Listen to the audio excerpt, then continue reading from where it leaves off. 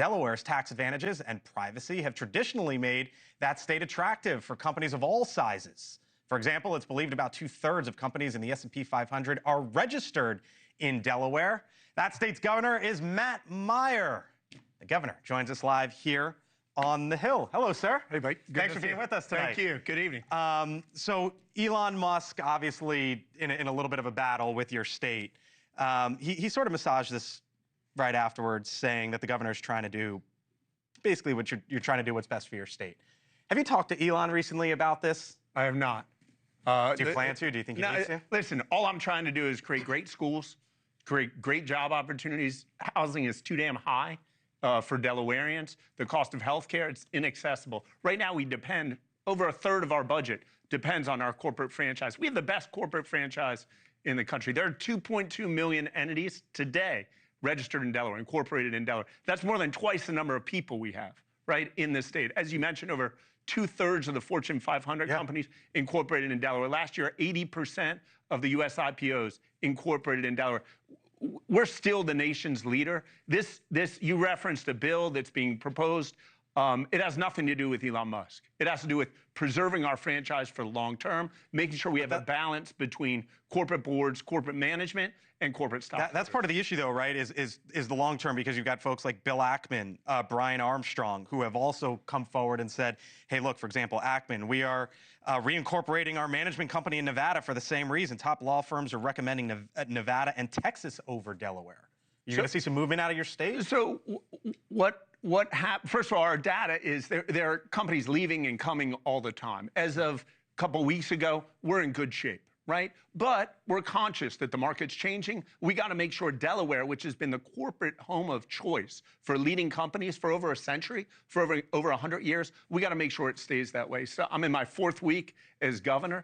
Starting on day 1, I actually have a background in corporate law. So starting on day 1, we put together a team that started to survey the landscape. Just like a company would go and talk to the customers, we talk to corporate leaders around the country. We talk to members of corporate law firms, leaders in corporate law firms around the country to find out what's going on, what are they seeing, and we hear that there's a real problem, that there are not just the controlled companies you're talking about, not just the private equity leaders, the billionaires, but a lot of large public companies that are questioning, do we want to be in Delaware? So we put together a legislative package that we think is going to help to keep companies in Delaware, and those that have left, maybe they'll consider coming back. Yourself and other governors are in town because there's events with the president in the upcoming days. Well, we're here to meet with each other. You're here to meet with each other. Democrats and Republicans to deliver for Americans. You've been in office 4 weeks, you said, right? 4 weeks, yeah.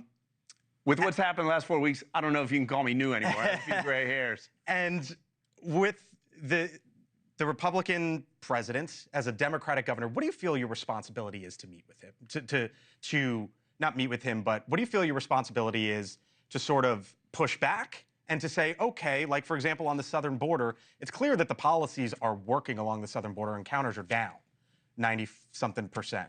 What do you feel your responsibility is as a Democratic governor to work with this administration? I want great schools for Delawareans. I want great jobs. I want to make sure the price of eggs is going down. I want to make sure the price of gas is going down. I want to make sure healthcare is accessible and affordable to all Delawareans and hopefully all Americans. If the president wants to do that, if Republicans in the House or U.S. House or Senate want to do that, or Republicans in Delaware want to do that, I want to work with them. But if they're going if they're going after vulnerable populations, so that's what I was going to say. What happens when ICE says, "Hey, we're coming in"? Then we protect people. We protect people. What do you mean protect people? So like illegal immigrants or illegal criminals? You wouldn't protect them. When ICE is collaborating with our state police or a local police jurisdiction to find someone who's a dangerous criminal, who's got a felony warrant outstanding, of course we'll collaborate with ICE. If ICE is going into our schools to just pull kids out, if they're going and just trying to grab people or just minding their business, trying to go to work, yeah, that's a problem.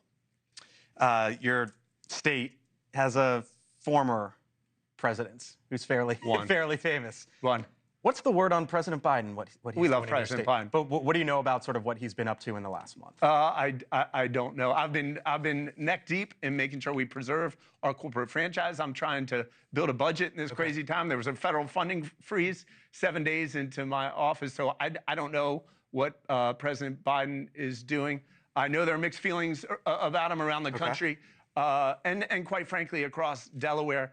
He's a Mixed hero to feelings many of even in Delaware. Yeah, I think anywhere in the country. Delaware, in many ways, is a microcosm of the country. We have disagreements just like anywhere else. What I can tell people is that Joe Biden, to his core, is a good man who would work very hard for the country. He deserves the best retirement.